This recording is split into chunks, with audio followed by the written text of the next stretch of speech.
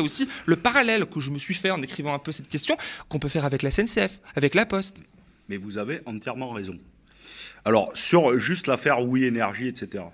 En plus, on a des gens qui montent une boîte, prennent des clients, quand ils ont fait assez d'argent, ils les virent, ils leur disent, il y a même des courriers, ils disent, retournez chez EDF, c'est mieux pour vous. C'est quand même, là on est dans l'aberration totale. Oui. Et donc, après, ils recréent une deuxième boîte, puis une troisième, ils liquident au fur et à mesure.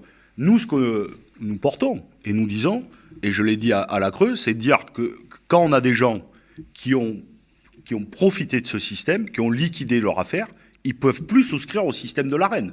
On ne peut pas continuer, vous créez une boîte A, vous prenez l'argent, vous la liquidez, vous formez une boîte B avec une filiale boîte C qui a une autre filiale boîte D, tout le monde se rachète entre eux et continuer pendant des années. Il paraît que ça avance. Il paraît qu'on aura un amendement au budget sur cette question que les gens ne puissent plus concourir à l'Arenh s'il y a des soupçons. Tant mieux. Sur ce que vous dites sur EDF, tout à fait. Et vous avez raison de faire le parallèle avec la SNCF.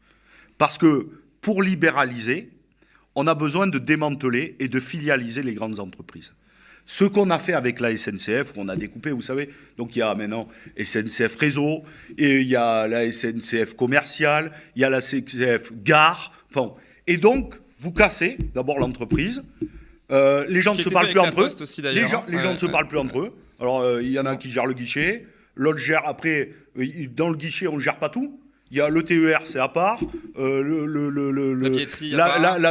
billetterie pour pardonnez-moi. Les TER, les TGV. Les TGV, pardon, voilà. C'est autre chose, bref. Et plus personne ne se parle. Donc dans la gare, des fois, vous avez 10 salariés, ils ont 10 statuts différents et plus personne ne se parle. C'est exactement la même chose à EDF. On a créé des filiales, on a créé Enedis, on a créé Alkia, enfin bon, bref.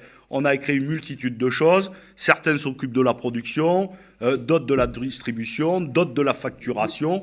Bref, et au fur et à mesure, comme ça, vous scindez les débats. Et puis, surtout, comme on a un débat sur la réétatisation d'EDF, puisque le gouvernement, bon, je vous laisse poser la question, nous, ce qu'on a peur, c'est que le projet Hercule, qui avait lieu en 2019, voit le jour. C'est-à-dire qu'on ouvre aux capitaux privés un certain nombre de filiales rentables et qu'on laisse au public les filiales non rentables.